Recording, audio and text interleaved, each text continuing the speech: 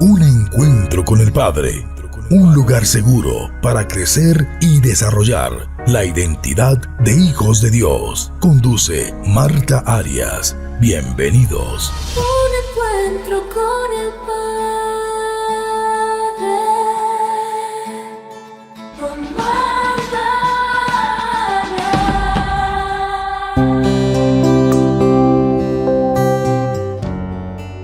Hola, bienvenidos a esta última enseñanza acerca de las bienaventuranzas. Hoy cerramos con una promesa que a primera vista parece una paradoja, y es: bienaventurados sois cuando por mi causa os vituperen y os persigan y digan toda clase de mal contra vosotros, mintiendo. Gozaos y alegraos, porque vuestro galardón es grande en los cielos. Porque así persiguieron a los profetas que fueron antes de vosotros. Y esto está en Mateo 5, 11 y 12. ¿Somos bendecidos cuando nos calumnian? ¿Somos felices cuando nos rechazan por seguir a Cristo? La respuesta es sí, porque esta última bienaventuranza es la culminación del discipulado de Jesús, el punto donde la fidelidad al reino es más importante que la aprobación del mundo. Jesús no nos llama a evitar el rechazo, sino a transformarlo en una corona eterna. La palabra vituperio en griego es oneidizo, que significa injuria, insultar, deshonrar, avergonzar públicamente, desacreditar. Este es el mismo término usado en Hebreos 11:26 para describir el oprobio que sufrió Moisés por seguir a Dios. La palabra perseguir en griego es dioko, que significa correr detrás de alguien para acusarlo o hacerle daño. Y esto representa un acoso y rechazo sistemático y constante por causa de la fe. Cuando nos dice digan toda clase de mal, en griego significa hablar todo tipo de maldad y calumnias con fines destructivos. En este versículo se establece claramente que estas acusaciones no son críticas verdaderas, sino falsas acusaciones por causa de Jesús. Y la bendición que nos da en este versículo es gozaos y alegraos, que en griego significa una alegría exuberante, una alegría que viene del Espíritu. Lo que Jesús nos está diciendo con esta bienaventuranza es que cuando nos ataquen por su causa, hay que celebrar, porque eso significa que el reino de Dios está en nosotros. Ahora, la palabra reproche o afrenta en hebreo significa vergüenza pública o humillación injusta. Y las palabras mentira y calumnia en hebreo significan engaño, distorsión y difamación. Además, persecución en hebreo significa perseguir, hostigar o cazar. En el contexto hebreo, ser injuriado por causa de Dios era visto como honor y no como desgracia. Por eso, los profetas decían: el celo de tu casa me consume, y los vituperios de los que te vituperaban cayeron sobre mí. Eso lo dice en el Salmo 69:9. Esta bienaventuranza es una ampliación de la anterior y habla de los perseguidos por causa de la justicia. Pero aquí Jesús hace algo nuevo. Personaliza la persecución. Ya no dice por causa de la justicia, sino por mi causa. El centro cambia de un principio moral a un ser divino, Cristo.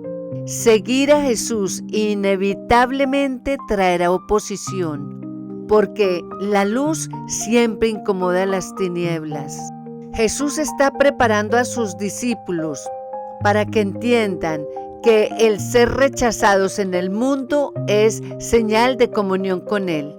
El rechazo no es evidencia de fracaso, sino de pertenencia.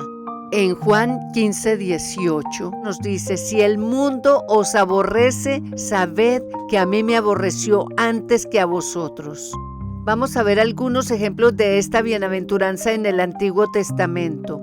En Jeremías 20, vemos al profeta Jeremías siendo burlado, encarcelado y despreciado por hablar la verdad. Lloró, se quejó, pero no quiso callar la palabra que Dios le había dicho que dijera. El rechazo no destruye al mensajero cuando el mensaje viene de Dios. En Primera de Reyes 19, Elías el profeta fue amenazado por Jezabel después de confrontar la idolatría y huyó al desierto, donde Dios le habló a través de un silbo apacible. ¿Qué nos enseña esto?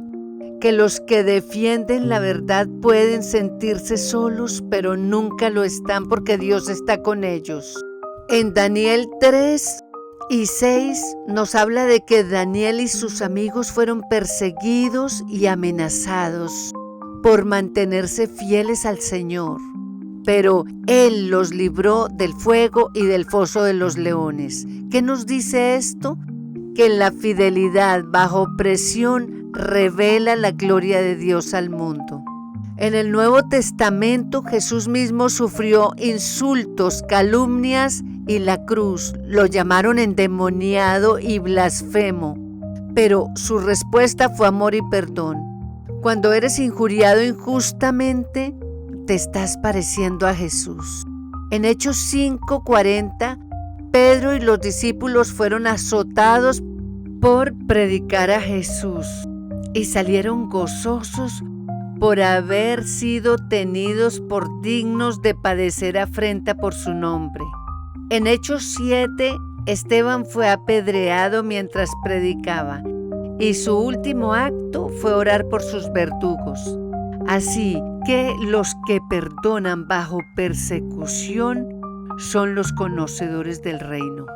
Pablo en 2 de Corintios 11 nos cuenta que fue golpeado, encarcelado, naufragó, fue despreciado y aún dijo: todo lo tengo como pérdida por la excelencia del conocimiento de Cristo. Pablo entendió que la persecución no lo apartaba de Cristo, sino que lo acercaba más a Él. ¿Cómo podemos aplicar esta bienaventuranza a nuestras vidas hoy? Ser rechazado por causa de Cristo no es señal de derrota, sino de identidad. En una cultura que aplaude lo superficial y relativiza la verdad, seguir a Cristo implica ser diferente. Jesús nos llama a mantenernos firmes en Él, aunque eso implique ver afectada nuestra reputación y la aprobación ante los demás. La persecución actual muchas veces es emocional o social. Cuando te ridiculizan por tu fe, cuando se burlan de tu pureza o tus valores, cuando se te cierran puertas por no comprometer tu integridad. En esos momentos Jesús dice: bienaventurado eres. Y nuestra respuesta debe ser gozo y no rencor. Jesús no nos dice toleren la persecución, nos dice gócense y alégrense cuando sean perseguidos. Cada vez que eliges el perdón sobre el odio, el cielo te llama dichoso. Dios usa el rechazo para expandir su reino.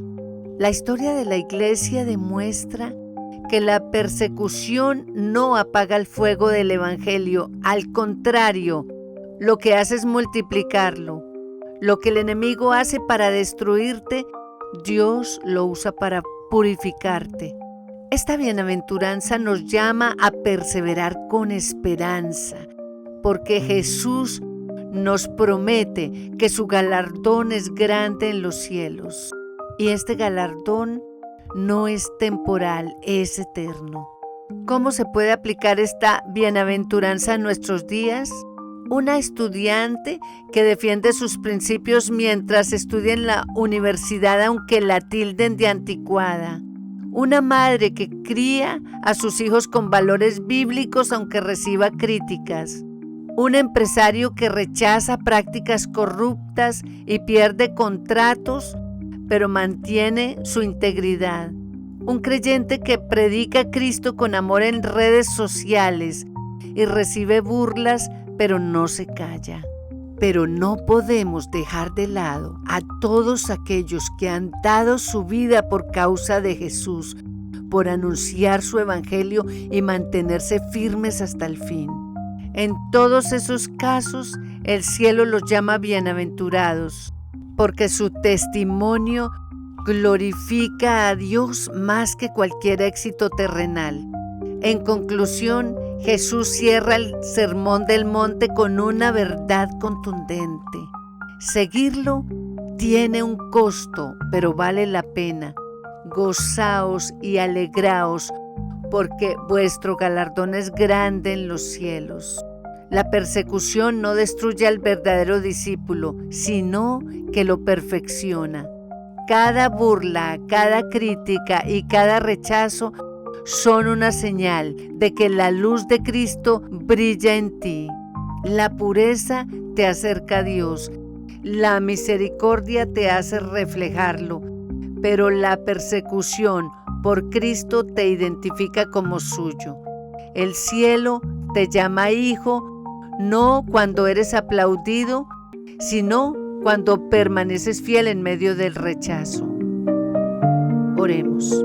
Señor Jesús, gracias por mostrarme que seguirte tiene un precio, pero también una recompensa grande y eterna. Ayúdame a permanecer firme cuando enfrente crítica, burla o rechazo por tu causa. Que mi respuesta sea amor, perdón y gozo. Y recuérdame que mis lágrimas no se pierden, sino que son semillas para la eternidad. Te lo pido, Padre, en el nombre de Jesús. Amén. Recuerda, el mundo puede hablar mal de ti, pero el cielo te llama hijo bienaventurado. Gracias por escuchar este episodio. Dios te bendiga. Recuerda que si deseas comunicarte con nosotros, lo puedes hacer escribiéndonos a nuestro correo electrónico unencuentroconelpadre@gmail.com. Un abrazo y que Dios te bendiga. Un encuentro con el Padre.